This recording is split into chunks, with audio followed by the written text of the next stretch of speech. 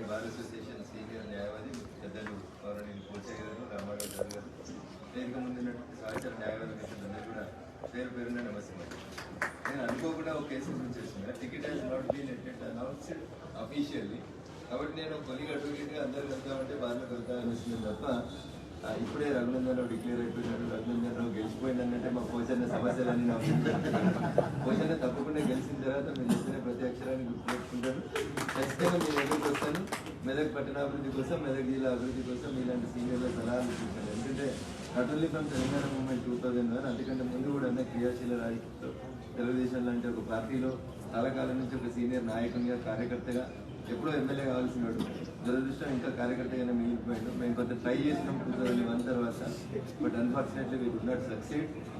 So చాలా మంది కష్టపడతా ఉంటాం రాజకీయాల లోపల, కొందరికి అవకాశాలు కలిసి వస్తూ ఉంటాయి. నాకు వచ్చిన తర్వాత కొద్దిగా నాకు ఒక అవకాశం దొరికి మొన్న ఒక 3 సంవత్సరాలు ప్రజల ఆశయ మేరకి, ఆకాంక్షల మేరకి రఘునందన్ అంటే వాయిస్ ఆఫ్ వాయిస్లెస్, ఎవరి గొంతు అయితే అసెంబ్లీలో వినబడడానికి అవకాశం లేదో వాళ్ళందరి గొంతుగా ఉండడానికి, అది హోంగార్డా, లేకపోతే అంగన్వాడీ టీచరా, లేకపోతే స్కూళ్ళల్లో పనిచేసే స్కావెంజర్లా, ఇట్లా ప్రతి ఇష్యూని కూడా నాకు మా దుబ్బాక ప్రజలు ఇచ్చినటువంటి అవకాశాన్ని వినియోగించుకొని కష్టపడ్డాను.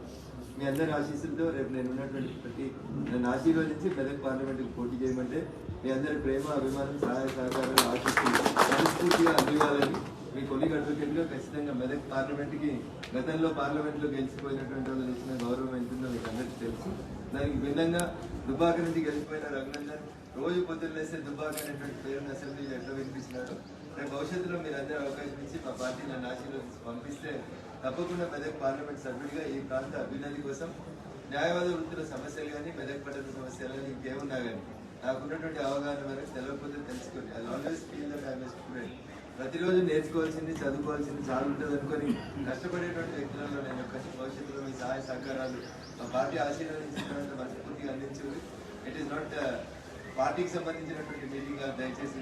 You might have different political opinions, but ఒక కొలిగ్ అడ్వకేట్గా నాకు ఒకవేళ మా పార్టీ అవకాశం ఇస్తే మీరంతా నిన్ను మనసుతో నన్ను ఆశీర్వదించింది. ఖచ్చితంగా ఆ పార్లమెంట్ అనేటువంటి పెద్దల సభకు పోయిన సందర్భంలో కూడా ఖచ్చితంగా మెదక్ పార్లమెంట్ సభ్యుడిగా మనందరి మెదక్ ప్రజలందరి యొక్క ప్రేమ, అభిమానాన్ని చూరగొని ఈ ప్రాంత సమస్యలు పరిష్కారం చేసేందుకు 100% ప్రయత్నం చేస్తా. అయితే సుభాష్ అన్న 2 సమస్యల దృష్టికి తీసుకొచ్చినాడు. తప్పుడు నాది కాదు, అంత సమస్య నా ముందు కాదు, ఈ పార్టీగా రిప్రజెంట్ చేయాల్సినటువంటి బాధ్యత సుభాష్ అన్న మీద ఉండే. ఎందుకో మరి టూరిజం మినిస్టర్ మన రాష్ట్రానికి సంబంధించిన వారు ఉన్నారు, మరి ఎందుకో వారు అక్కడ రిప్రజెంట్ చేయలేకపోయినట్టున్నారు. బట్ ఎనీహౌ మీరు వస్తే parliament last session for this tenure begins on 31st and closes on February 9th. ఇందాక సార్ గారు మాట్లాడుతూ స్టేడియంకి సంబంధించి, అథ్లెటిక్ అసోసియేషన్కి సంబంధించి కొన్ని సమస్యలు వారి దృష్టికి తీసుకొచ్చినారు.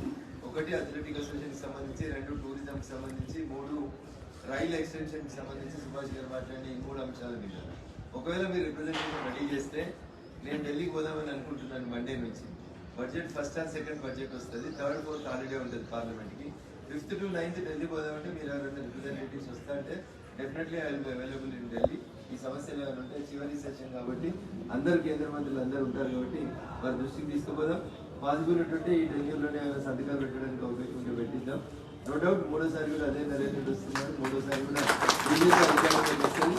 ఇక్కడ కూడా పార్టీలు వేరైనా కానీ చాలా మంది మిత్రులు కలిసినప్పుడు ఏం చెప్తున్నారంటే దేశం కోసం అయితే ఈసారి నరేంద్ర మోడీ గారికి ఓటేస్తాం, 3వ సారి కూడా వారినే గెలిపిస్తాం అనేటువంటి ఫీల్ చదువుకున్న వాళ్ళ దగ్గర నుంచి, పామరుల దగ్గర నుంచి పండితుల దాకా అదే ఒపీనియన్ కనబడతా ఉంది. కాబట్టి తప్పకుండా మీరు కోరుకున్న రీతిలో మీ ఆకాంక్షల మేరకి పార్టీ అవకాశం ఇచ్చి మీ ఆశీస్సులతో గెలిచి పార్లమెంట్కి పోతే ఖచ్చితంగా మీ అందరి గౌరవం పెంచేలాగా పనిచేస్తారని చెప్పి ఒకవేళ ఎన్నికల షెడ్యూల్ వచ్చిన తర్వాత తక్కువ టైం మిమ్మల్ని వ్యక్తిగతంగా కలవలేకపోతే కూడా ఇదే మా ఎన్నికల ప్రచారం ఆశీర్వదించాలని పెట్టాను.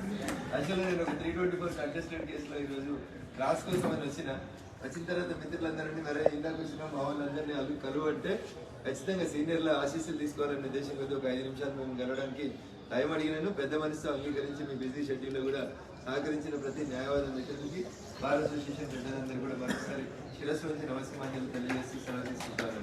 జై హింద్, జై భారత్.